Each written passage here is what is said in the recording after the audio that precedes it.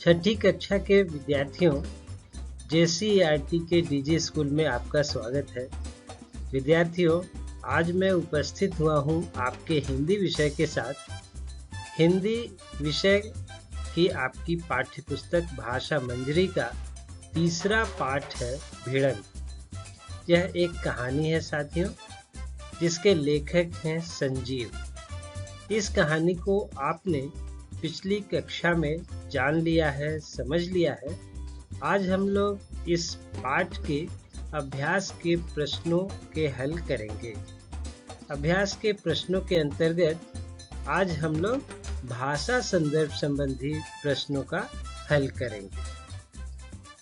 विद्यार्थियों, भाषा संदर्भ के अंतर्गत जो पहला प्रश्न है वह है, आप दिए गए मुहावरों का अर्थ पता कीजिए और इनका वाक्यों में प्रयोग कीजिए।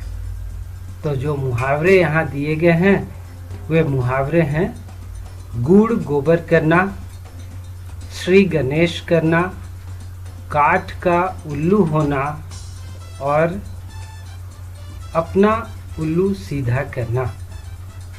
आपको इन चारों मुहावरों का अर्थ पता करना है और फिर वाक्य में प्रयोग भी करना है। तो आइए इस प्रश्न को हल करते हैं। गुड़ गोबर करना।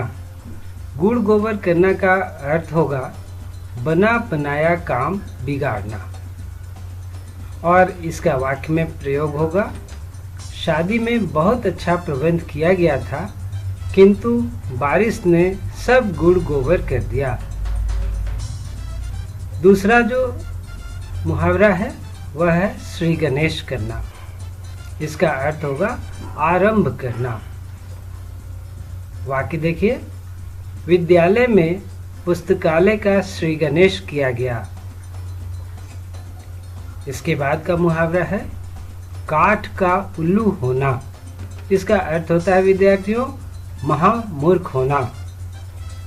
इसका वाक्य में प्रयोग इस प्रकार से हो सकता है, वह तो काठ का उल्लू है, उसकी समझ में कुछ नहीं आता। और अंतिम मुहावरा है अपना उल्लू सीधा करना। इसका अर्थ होगा काम निकालना।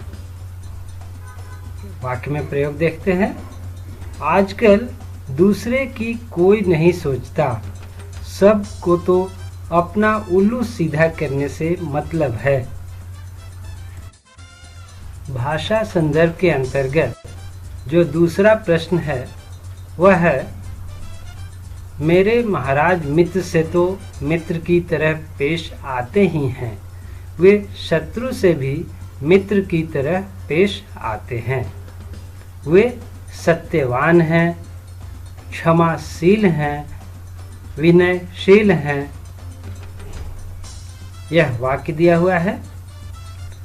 सत्यवान, क्षमाशील और विनयशील ऐसे शब्द हैं जो अपने में पूरे एक वाक्य या वाक्यांश का अर्थ रखते हैं। जैसे देखिए, वाक्यांश जो है वह है सत्य का आचरण करने वाला। उसके लिए एक पद होगा सत्यवान। दूसरा जो वाक्यांश है क्षमा कर देने वाला, और उसे कहते हैं क्षमाशील। और तीसरा विनम्र स्वभाव वाला, उसे कहते हैं विनयशील।